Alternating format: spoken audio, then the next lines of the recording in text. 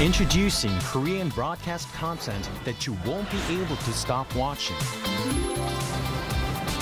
For weary modern souls, Dr. Romantic, the quirky genius doctor of Doldam Hospital, prescribes heartwarming tales of humanity.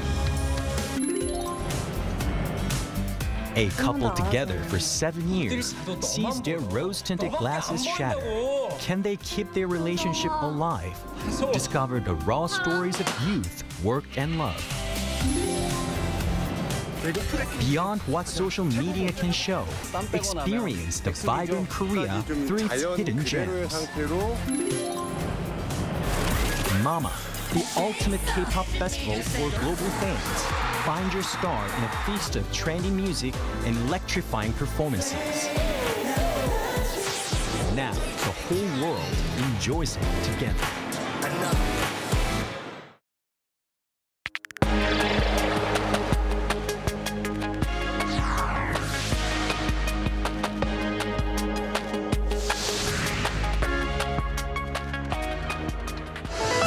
The Bank of Korea has raised its benchmark interest rate by a quarter percentage point to 2.75%. This marks the central bank's first rate hike in 3.5 years, since January 2023.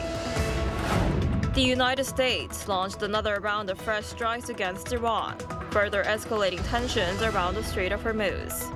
Meanwhile, Iran's lead negotiator said Tehran has no reason to abide by its peace deal with Washington if Iran saw no benefit from it.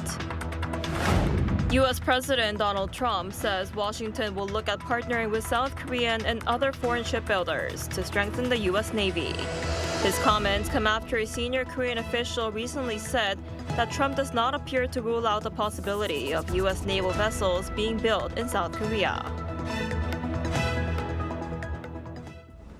Hello and thanks for joining us on Arirang News. The Bank of Korea has raised its benchmark interest rate by a quarter percentage point to 2.75%. It's the first rate hike since January 2023. The decision comes as inflation has remained in the 3% range for 2 consecutive months, while growth forecasts have been revised upward on the back of strong semiconductor exports. The central bank was also under pressure as the exchange rate remained elevated at around 1,500 Korean won per US dollar, while rising housing prices and growing household debt fueled concerns over financial stability, making it increasingly difficult to delay an interest rate hike. Experts forecast the Bank of Korea's next base rate increase to come in October, although some believe another hike could come as early as August. Heavy selling led by major semiconductor stocks triggered a sell-side sidecar on both of Korea's main stock markets this morning. The benchmark KOSPI opened 4.45% lower at around 6,900. Continued losses triggered a sell-side sidecar just 10 minutes into trading, halting trading for 5 minutes. Samsung Electronics dipped more than 4%, and SK Hynix was down over 8% in early trading. A sell-side sidecar was also triggered later on the secondary KOSDAQ, as the index slipped more than 4%.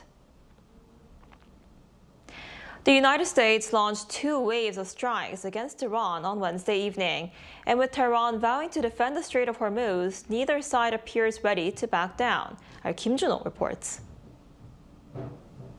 The United States launched additional strikes against Iran on Wednesday evening local time as the renewed exchange of attacks entered a 5th straight day. U.S. Central Command posted on social media that the latest attacks were aimed at weakening Iran's ability to threaten ships in the Strait of Hormuz. The strikes followed Tehran's claim that it had hit U.S. military targets across the region, including in Bahrain and Kuwait. Earlier the same day, U.S. forces carried out an early morning missile strike on Greater Toom, an island Iran uses to monitor shipping through the Persian Gulf. Late on Tuesday, U.S. President Donald Trump had threatened strikes on Iranian bridges and power plants if Tehran failed to return to talks next week. Asked the following day whether he would set a deadline, he declined but repeated his warning. I don't like giving deadlines, but they pretty much know. They know the story. They better behave. He later said Iran wants to settle so badly, but added that Washington would decide whether to reach a deal or just finish it off. Meanwhile, Iran has shown no sign of backing down. Iran's lead negotiator Mohammad Bagher Khalibaf said on Wednesday that Tehran had no reason to honor its memorandum of understanding with Washington if Iran saw no benefit from it. He added that its national security lies in preserving its own arrangements over the Strait of Hormuz. Still, he left the door open to negotiations, calling for closer coordination between military action and diplomacy. He described war and diplomacy as two ways to defend Iran's national interests, saying negotiations at this stage do not amount to capitulation. Kim Jun-ho, Arirang News. And the United States is also signaling it could turn to South Korea to help rebuild its aging naval fleet. President Donald Trump says his administration will probably consider partnering with South Korean and other foreign shipbuilders as Washington looks to strengthen the U.S. Navy. Our Lee Seung-jae explains more. U.S. President Donald Trump says his administration will likely consider working with South Korean and other foreign companies as part of efforts to strengthen the U.S. Navy through expanded shipbuilding cooperation. Speaking at the Defense and Innovation Summit at the U.S. Army War College in Pennsylvania on Wednesday, Trump said the United States needs to rebuild its shipbuilding capacity, noting that while the U.S. still has the world's strongest Navy, many of its vessels are aging. He added that Washington will not only build more ships domestically, but will also probably purchase some vessels built overseas, saying the U.S. needs a much larger fleet. So we're going to probably look at some of these companies that are coming in from South Korea and other places, and they're working with us on ships. And we're going to also buy some ships that are made outside of the area. However, Trump did not clarify what he meant by ships being made outside of the area. The remarks come as Washington looks to deepen cooperation with South Korea, which is home to some of the world's largest and most advanced shipbuilders. Earlier this month, a South Korean presidential office said Trump appears open to the possibility of U.S. naval vessels being built in South Korea. The issue was also reportedly discussed during Trump's meeting with South Korean President Lee Jae-myung on the sidelines of the G7 summit in France last month, highlighting growing interest in expanding bilateral cooperation in the defense and shipbuilding sectors. Lee Seung-jae, Arirang News. The UNESCO World Heritage Committee has recommended that Japan take further steps to fully reflect the whole history of the Sado Mine World Heritage Site, saying current efforts remain insufficient, particularly regarding the wartime mobilization of Korean laborers. The recommendation was included in a draft decision released Wednesday after the committee reviewed Japan's conservation report submitted late last year. When the Sado Mine was inscribed as a World Heritage Site in 2024, UNESCO called on Japan to present the site's complete history across all periods of mining activity, consult closely with relevant parties, and improve its exhibition strategy. The draft decision will be discussed at the committee's 48th session in Busan next week and is expected to be adopted by consensus unless member states raise objections.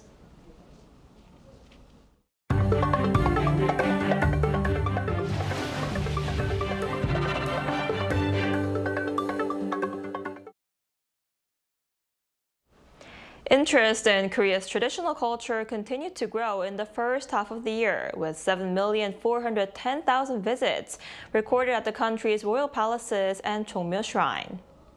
according to provisional data from the Korea Heritage Service on Thursday.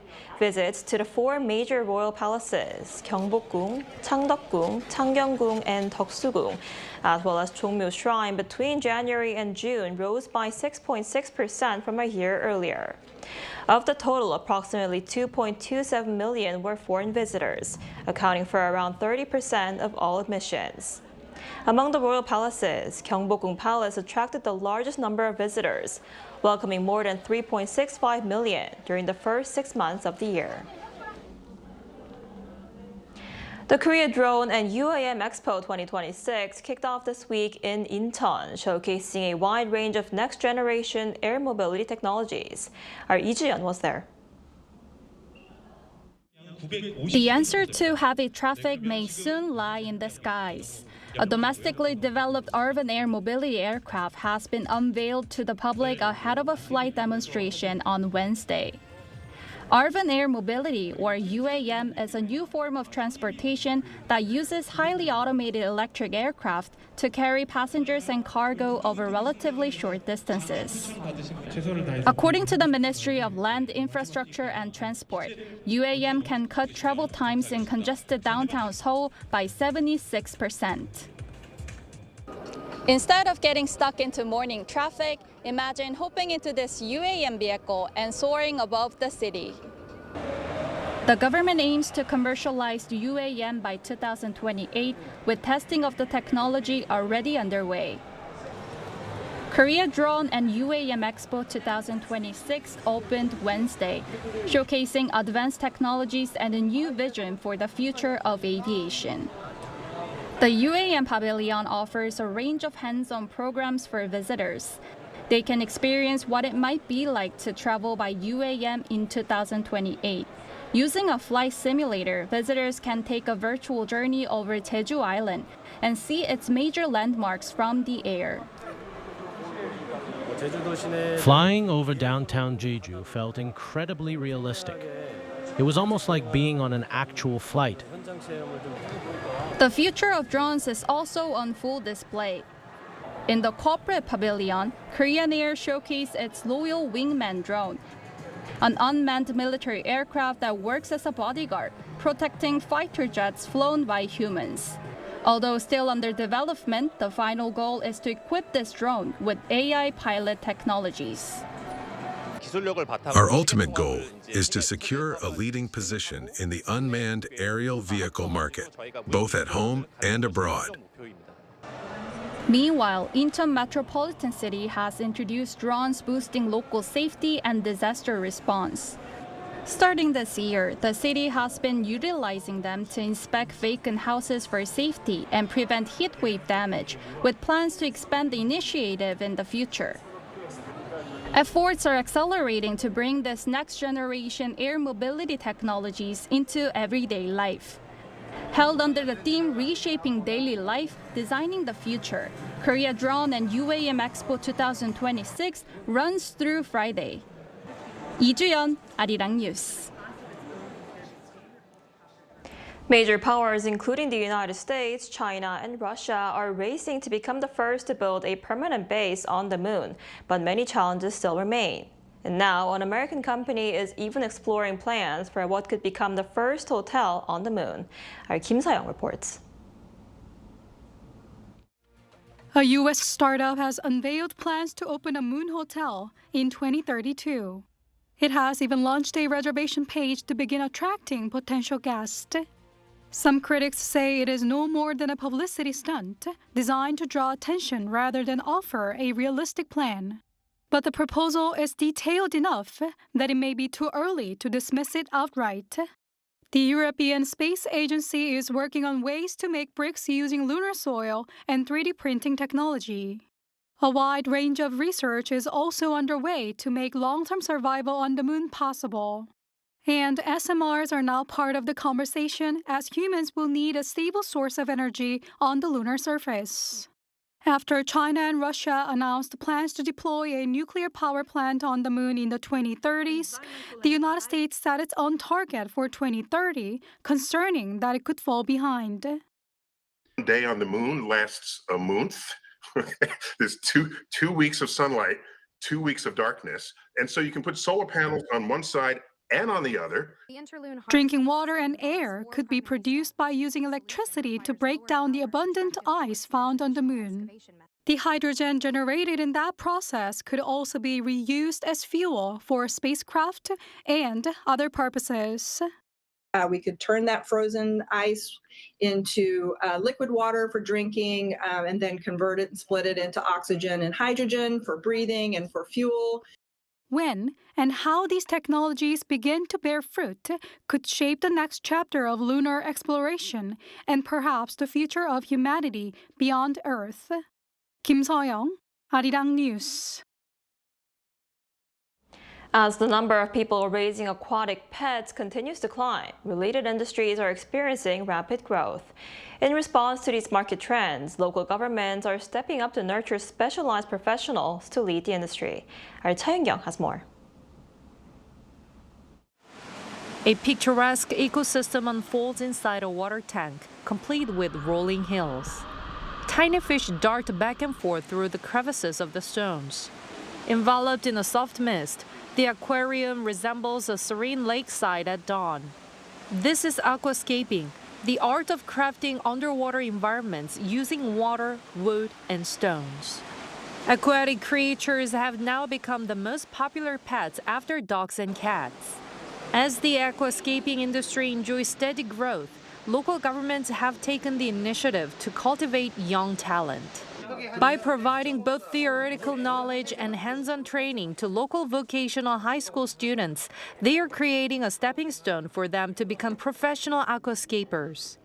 Moving forward, the local government plans to expand its support to help these students successfully transition into the aquascaping workforce. At first, I thought it was just about decorating a fish tank. But as I pay closer attention to things like water quality and lighting, it feels like I'm creating a miniature ecosystem. Ornamental fish have established themselves as one of the top companion animals. As this industry continues to expand, we aim to support interested students so they can secure jobs. Celebrated as a form of living art that brings nature indoors, the aquascaping industry is gaining traction, throwing a brighter spotlight on the value of technical training and talent cultivation. Cha Young, Arirang News.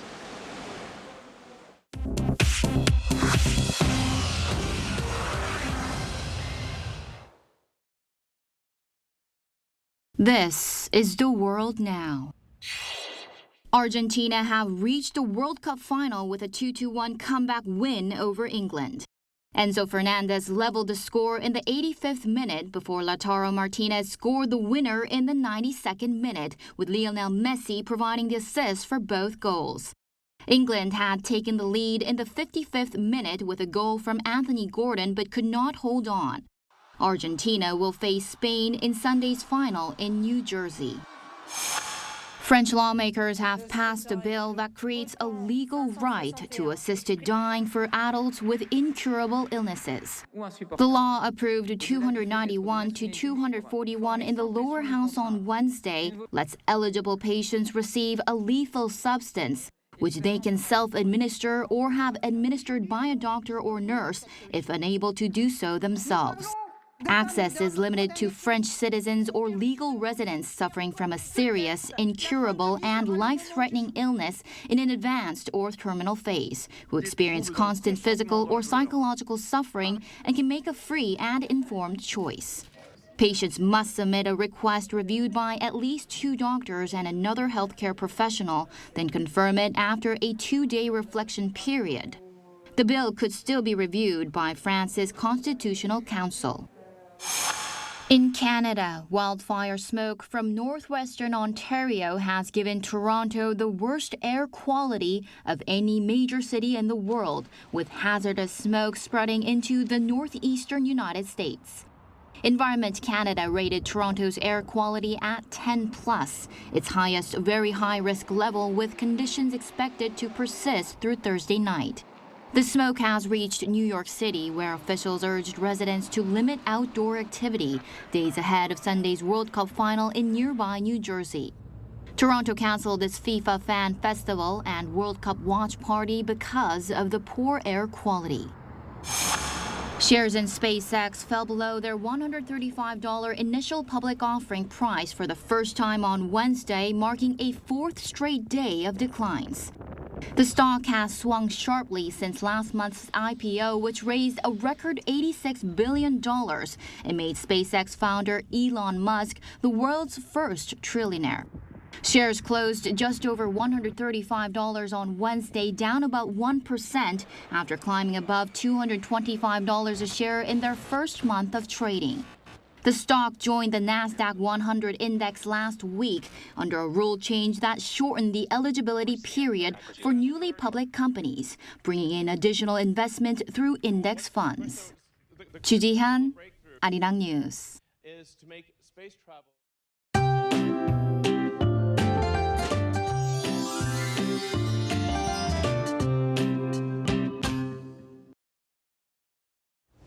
Monsoon rain is returning to much of southern Korea today, while intense summer heat continues nationwide.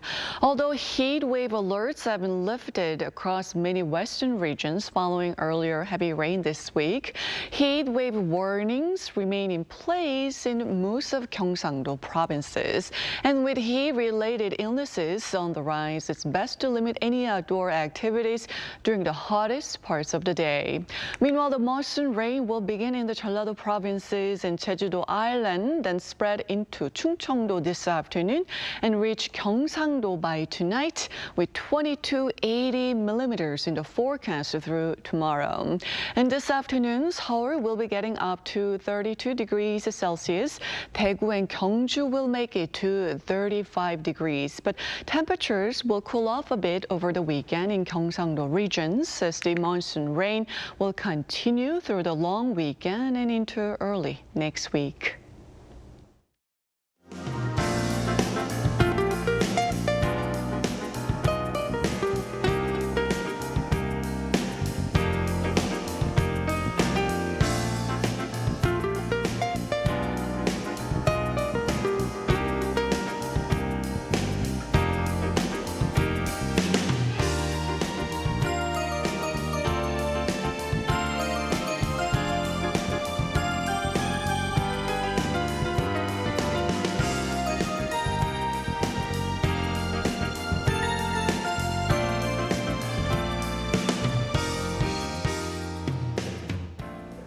Now that's all we have for today's noon edition of Arirang News. Thank you for watching. We'll be back at 5 p.m. Korea time. Stay tuned.